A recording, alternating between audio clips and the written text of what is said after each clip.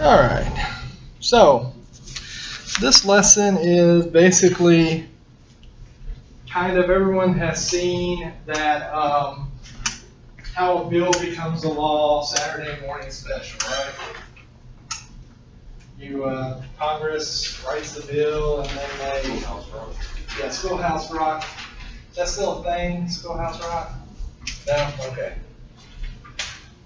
Well, back when dinosaurs were roaming the earth when I was young, we had these after-school specials and Saturday morning things called Schoolhouse Rock. And one of the things was how a bill becomes a law. Anyway, it's probably good not to dwell on that because it's not really how that works anyway. What we're going to focus on today is generally the way a bill becomes a law, and it works this way on both the state and the federal level. A congressperson kind of comes up with an idea, or someone gives them an idea. They think that that would be a good thing to turn into a law. And then they send it to the people who know how to write laws, and then it gets put in a certain type of language. Well, Congress people today are honestly kind of lazy. You may have noticed.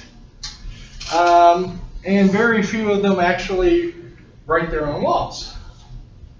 They'll get them from organizations like ALEC, which is a pro-business lobbying group that writes a lot of legislation, or from people who just flat send it to them.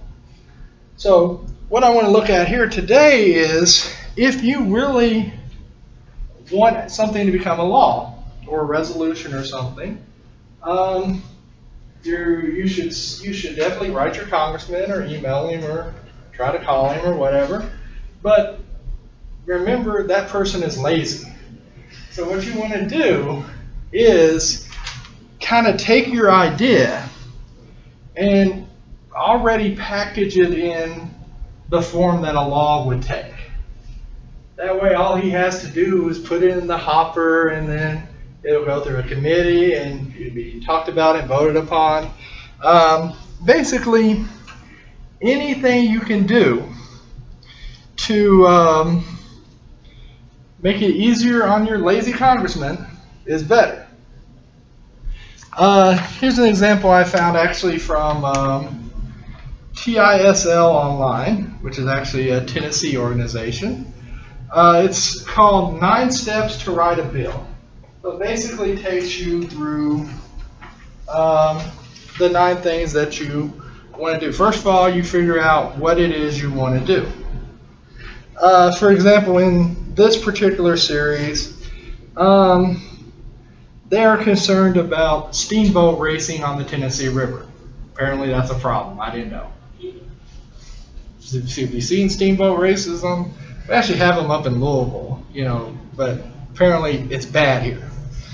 So you want to stop steamboat captains from racing on the river because it's loud or it's bad for the environment or something. Whatever reason you don't like it, that's your goal. You want to stop people from doing that. So that's step 1. What do you want to do? Step 2 is you research existing law, because it's very possible that there's a law already forbidding steamboat racing. And if that's the case, maybe all that needs to be done is brought to the attention of law enforcement, or maybe a law needs to be strengthened or something like that. So if there's already an existing law, you can work with that existing law. But say there's not. You go to step 3. You got to figure out whether you want an act, which is the force of law, or a resolution, which just says, we would like it very much if you stop doing this, but you don't have to. An act is a law, and the law is enforced by law enforcement and other people. So you probably, if you want to stop people from actually, in this case, steamboat racing, you would need an act. So the next step is you got to come up with a title. And you want it to be catchy. Like if you'll notice out of Congress, you'll get titles like the USA Freedom Act, which has nothing to do with freedom, but it sounds good. Usually it's an acronym. So in this case, this would be the Stop Steamboat Willie Act or something. Steamboat Willie is the first Mickey Mouse cartoon, 1930-something. Black and white cartoon. So you come up with the title. And usually it begins with an Act 2. An Act 2 prohibit steamboat captains from racing on the Tennessee River. So that's step 4. Step 5, you can write a preamble. Preambles are kind of optional.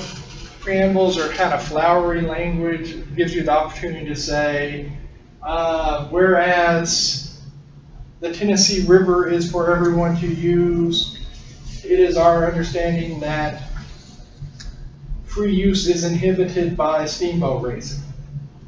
And it is our intention to stop these steamboats from racing in this water.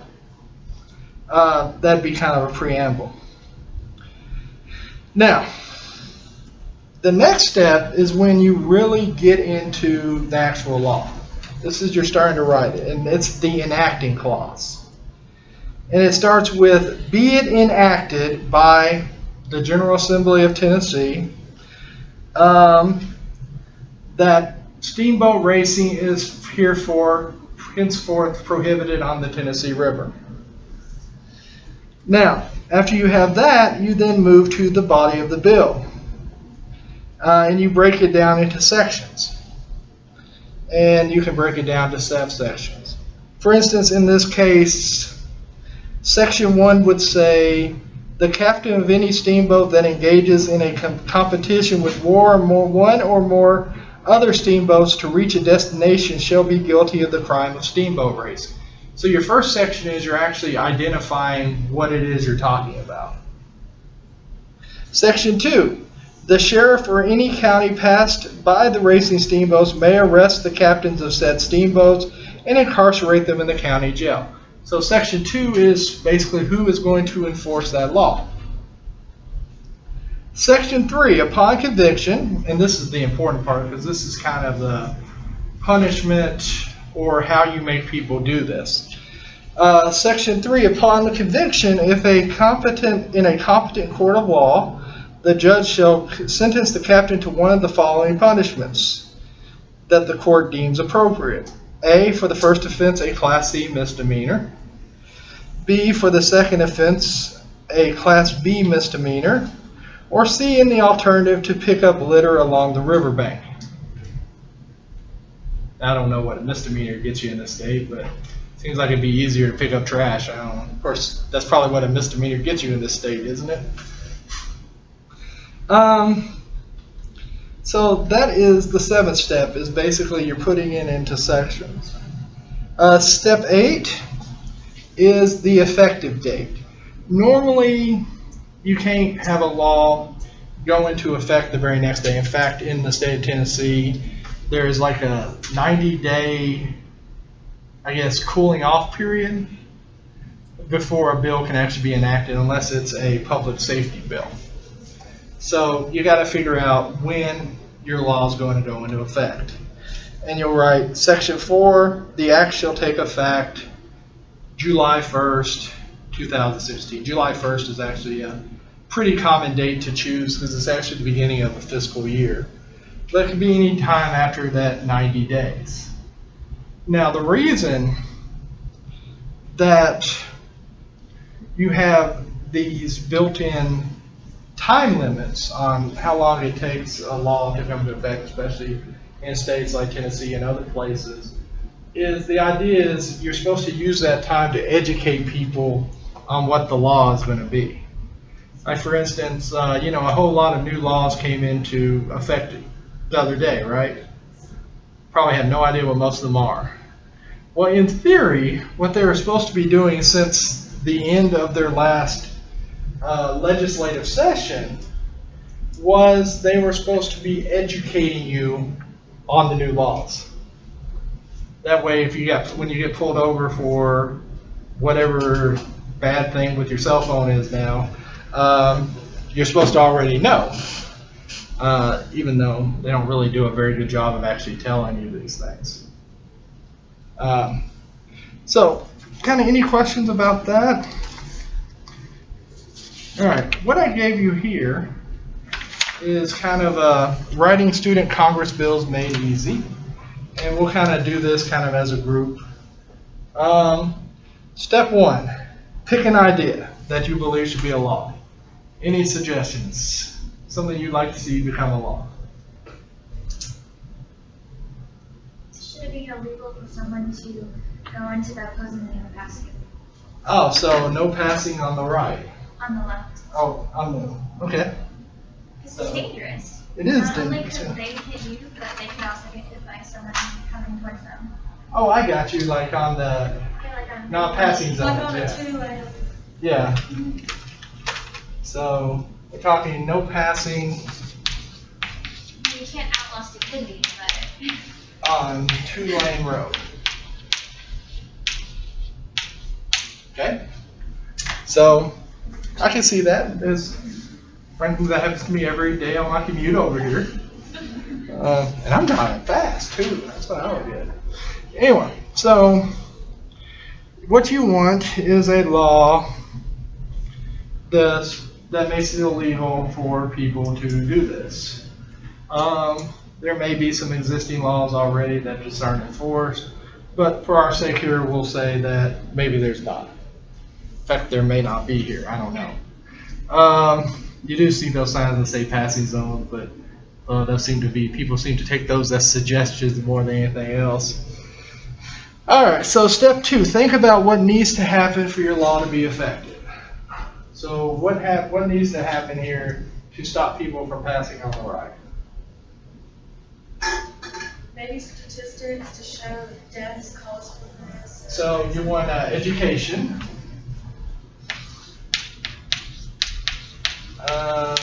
What about training? Maybe make it part of when you get your license. That's part of the training then. you have to have more some substance down certain roads where passing is illegal. Okay, so you would also call for more police to police this, which would require probably some training for them. It would also probably require extra budget allocations for more police officers. Okay, so we got our idea. So let's go to step 3. And basically what we're going to do is we're going to fill in these blanks here. Alright, so what's our title going to be? It's going to be an Act 2 or a Bill to stop passing on a 2-lane road. Anyone think of a jazzier title for it? Driver's ed. Driver's ed bill? Yeah. If you can come up with an acronym, people love acronyms. But that's putting you on the spot. It takes time to come up with acronyms. So. But if you're thinking about sending a law to a congressman, make an acronym. You can make the word USA, well, the letters USA, or freedom, or America, or something like that. It tends to, people like that. All right, so that's the title. A bill to stop passing on a 2-lane road, or a bill to enhance driver's education.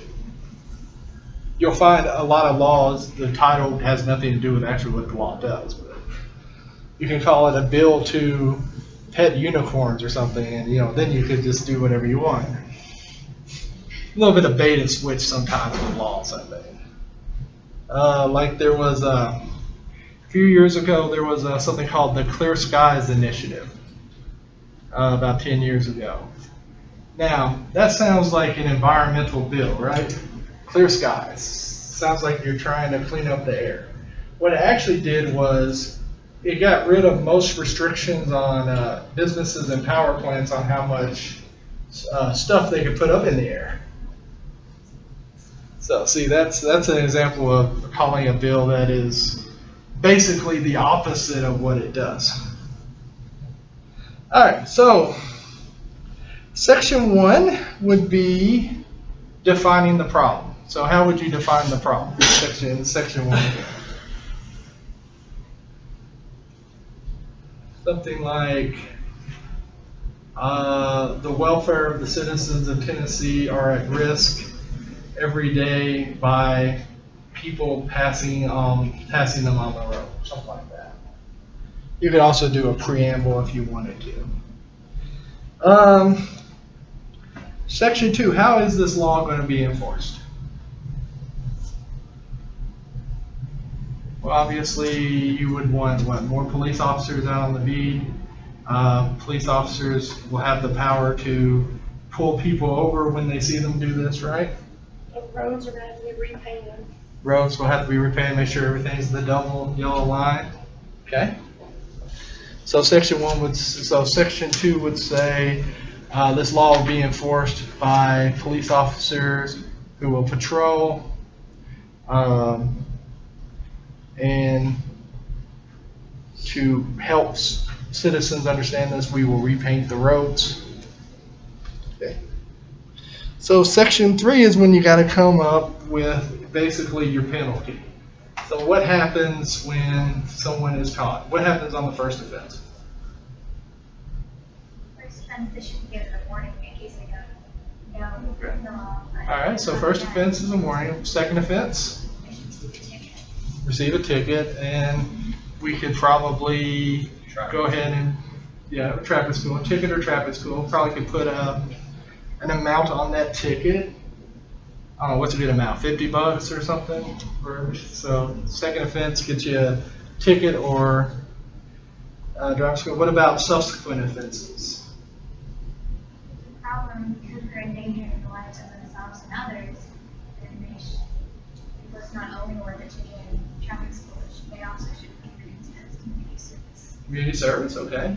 And I guess suppose we have yet another subsection for just chronic offenders. At a certain point, I guess maybe you lose your license. Not that that's ever stopped anyone from driving, but that would be kind of the last step. And then, of course, in section 3, we also have to talk about, we'll add a section 4 to kind of explain how this will be paid for. You can take it out of the general fund. You could raise it through a special tax. But that's something you got to think about, is how to pay for your new program. Then section 4 is basically when this law will take effect. You might be able to argue that that particular law is a public safety law and you could actually put it into effect immediately, but probably some lead time, at least 90 days, is probably a good idea to hopefully educate the public on it. Okay, good.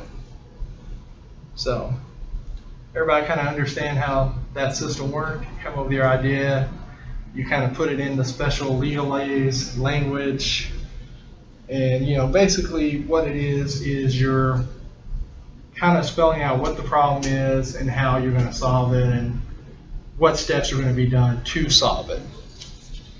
On the back, you also have kind of a handy thing that basically tells you the difference between a bill and a resolution. First of all, a bill is a law. A resolution is not a law. You'll find a lot of resolutions. In fact, mostly anything, it seems like the only thing Congress passes anymore are basically resolutions. And these are things that basically say, a resolution to say George Washington was an awesome guy. You get those types of things. A resolution to honor teachers, a resolution to say clean air is good, things like that. But they don't have the weight of law.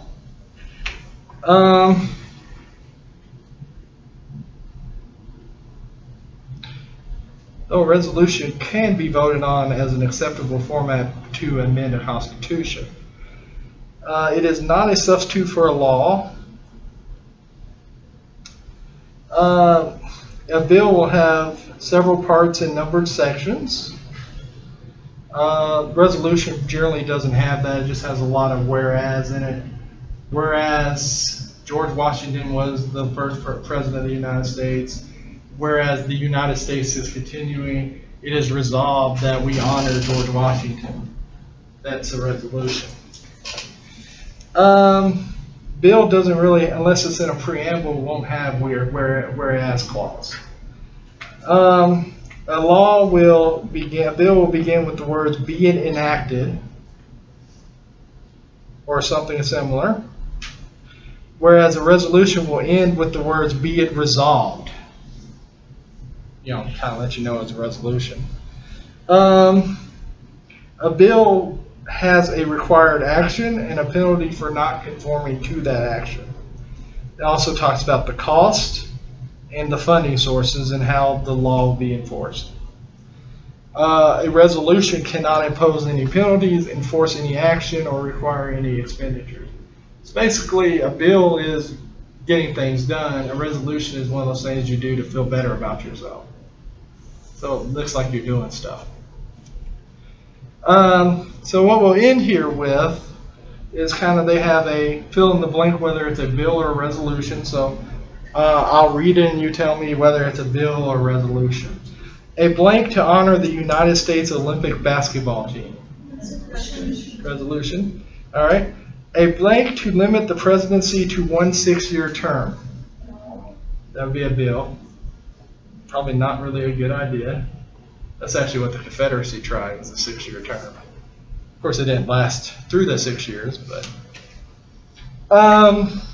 A blank to limit presidential campaign spending. That one I think can kind of be either one. Like, I think we've passed some resolutions in the last few years saying we should restrict campaign funding and never do it. So I'd say that one could be either one, actually. I'd like to see a bill that did that. A blank to support bilateral peace talks in the Middle East. Resolution, yeah. A blank to promote alternative energy sources. Resolution, yeah. A blank to make English the official language of the United States. Actually, that could be a bill or a resolution. In fact, every year in Congress, pretty much, if you watch C-SPAN, which I'm sure none of you do, I used to be a C-SPAN junkie. If you watch like the first term, there's always someone introducing that particular bill. It then gets buried and never seen again. A blank to provide educational opportunities to Iraqi war veterans. We would hope that'd be a bill, but it could be a resolution. A blank to remedy the mortgage lending crisis. Hopefully that one's a bill. A blank to make September 11th a federal holiday. Could be a resolution. Could also be a bill. There's a lot of people who want to make that Patriots Day. We never seem to do that, though. A blank to create a national handgun registry. That one would be a bill. That would be a law. And one that would have absolutely no chance of passing in the current climate. A blank to fund a public option healthcare plan. Yeah, that one's a bill. All right, so that's basically kind of an overview if you wanted to write a bill for a congressman. You know, if you wanted to do your job, his job or her job for him or her. So any questions about any of that? All right, so good.